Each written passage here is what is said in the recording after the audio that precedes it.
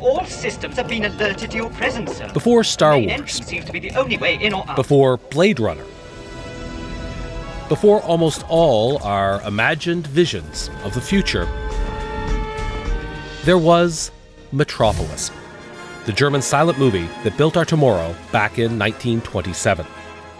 The Metropolis vision of the future, a city of flying machines and robots, built on exploited workers, combined technological wonders with dire warnings of what those wonders can bring.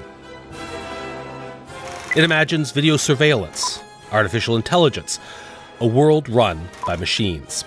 To understand how Metropolis became the blueprint for science fiction and for our hopes and fears about technology, we need to start with the futuristic world it created nearly a century ago.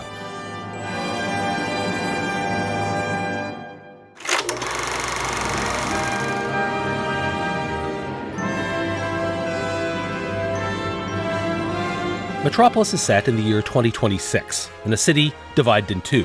Above lies the luxurious world of the elites. Below, out of sight, thousands of workers slave to keep the machines running. Lang draws on sources religious, mythic, and political to reframe the age-old struggle between the powerful and the oppressed in technological terms. Automation has turned people into mere cogs in the machine of power. Frater, the wealthy son of the city's ruler, Friedrichsson, is inspired to change things after meeting Maria, a young woman preaching reconciliation between the classes. But the city's inventor, Rotwang, a mad scientist, kidnaps Maria and transfers her likeness onto a robot. This robot Maria is designed to pacify the workers. Instead, she incites them to revolt.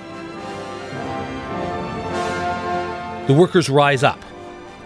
They destroy the machines that power the city.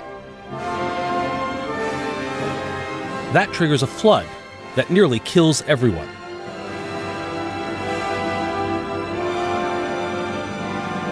At the last moment, the human Maria helps Frater bring together his father, the head of Metropolis, and the workers, the hands of the city. The film ends with uneasy reconciliation and the motto, "The mediator between the head and the hands must be the heart."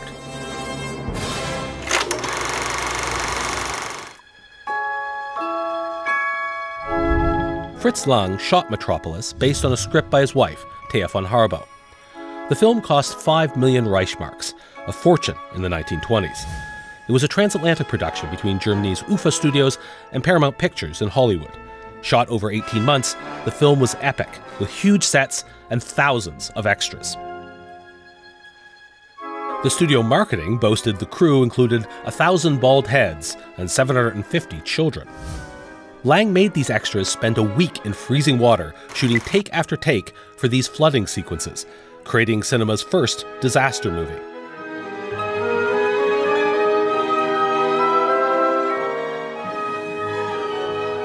Much of the original material from the Metropolis shoot is preserved here at the Deutsche Kinemathek, the German Cinema Museum in Berlin. Here we have Fritz Lang at the camera during a break in filming. Here we have a stop-motion rig mounted on a plank with ropes. Fritz Lang operates the mechanism himself. The intention was to make the images as exciting as possible, to overwhelm the audience in the manner of what today we would call a blockbuster.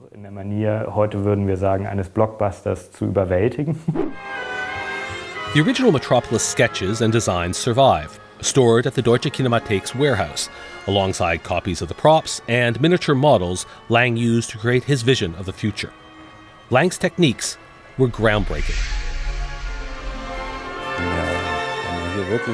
We're showing you our crown jewels here. To create the illusion of searchlights sweeping the city's skyline, Lang used stop-motion animation of lines drawn on an oil painting sealed in wax.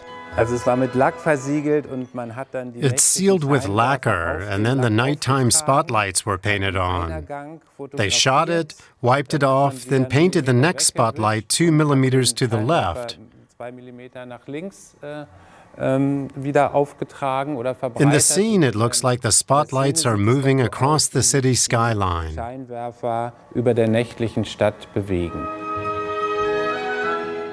The city was made by combining painted backdrops with vast miniature models. To create the illusion of traffic, workers moved every tiny car, train, and airplane millimeter by millimeter. Weeks of work for a single sequence.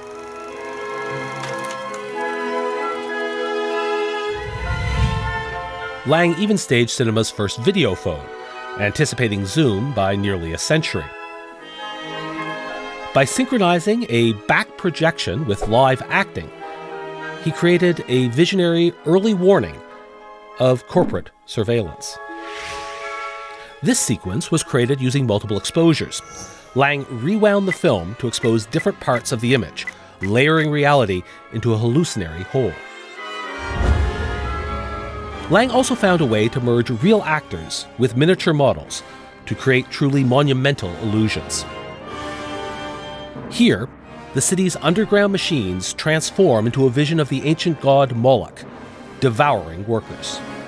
I still look at Metropolis and wonder, how did you do that? You know that it's mostly done with mirrors and miniatures. I can never understand how he integrates the miniatures with hundreds of people. Lang achieved the effect by filming through a mirror placed at a 45-degree angle in front of a miniature model. Parts of the mirror were scraped away, allowing the camera to capture real actors in the distance performing within the reflection. This technique, known as the Schuften process, after effects artist Eugen Schuften, was used throughout Metropolis to create epic images out of sets and miniatures. The method was so effective it remained in use for decades. You could even spot it later in The Lord of the Rings. The castle here is a Schuften reflection.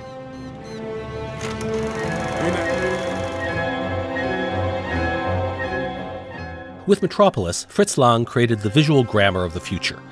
His vision of a towering vertical megacity, partly inspired by 1920s New York, became the reference point for an entire sci-fi aesthetic in films like The Fifth Element and Blade Runner.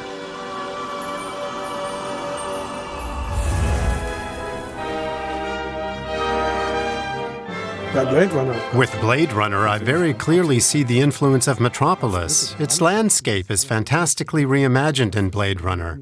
It's Metropolis taken to the extreme.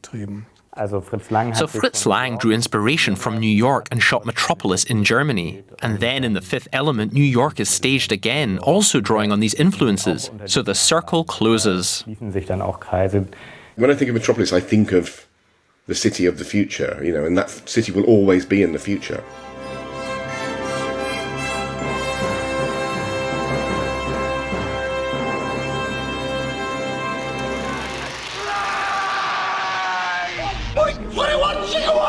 What the hell is a gigawatt? Every movie mad scientist owes a debt to Rotwang from Metropolis.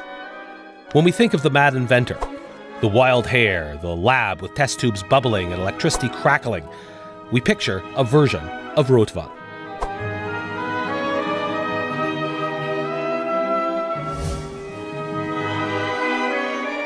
But the film's most enduring creation is Robot Maria. Star Wars C-3PO is a direct descendant of the Metropolis robot.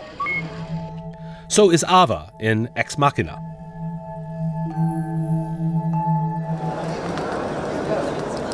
Metropolis also foresaw our fears of technology, of a future of tech surveillance, and of workers being slaves to the machines.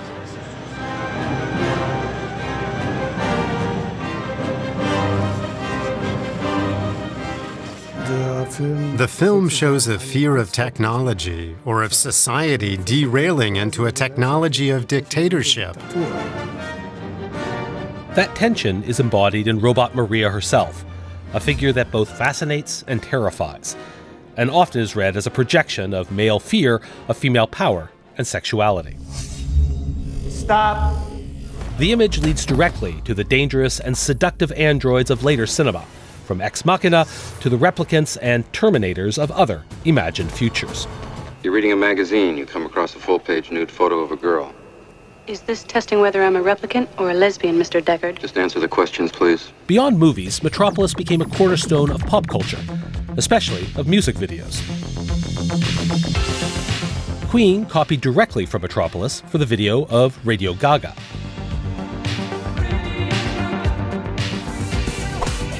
Madonna's Express Yourself video recreated Metropolis imagery to explore themes of conformity and rebellion. So many people have stolen from it that if you were to just sit down and watch it, most people would think they've seen it somewhere before. It's a very, very pop culture movie, before pop culture actually existed, in a way you could say. Even today, celebrities from Beyoncé to Zendaya continue to borrow the sexy tech glamour of Robot Maria.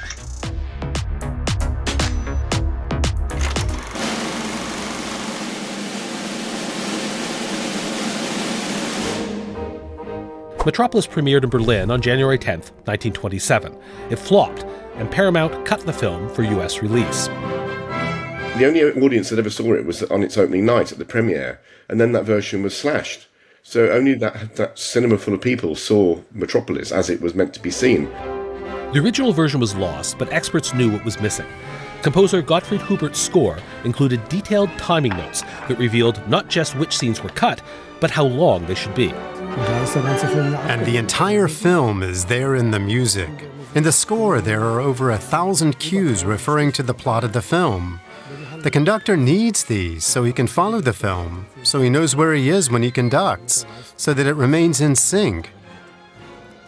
We could clearly see that the American cut was radical. 1,000 meters are missing. The film is 4,000 meters long, so that's almost a third of the film, about 20 minutes. Entire plot strands are missing. The meaning is very strongly altered. Without the original footage, restorations could only replace those scenes with text describing what audiences were meant to see. Over the years, viewers got remix versions of Metropolis. In the 80s, the film was colorized and given a pop soundtrack, courtesy of this guy, Italian disco music producer Giorgio Moroder. It brought Metropolis to a new generation, but it was definitely not how Fritz Lang intended. Then, in 2008, a sensation. A nearly complete 16mm print of Metropolis was discovered in Argentina. With the script and musical score as guides, restorers replaced the missing text cards with original footage, scarred, scratched, but authentic. The restored film premiered in Berlin in 2010, projected at the Brandenburg Gate, and broadcast live across Germany and France. It was insane. You couldn't imagine more Metropolis. For the first time in over 80 years, audiences could finally see Metropolis whole again.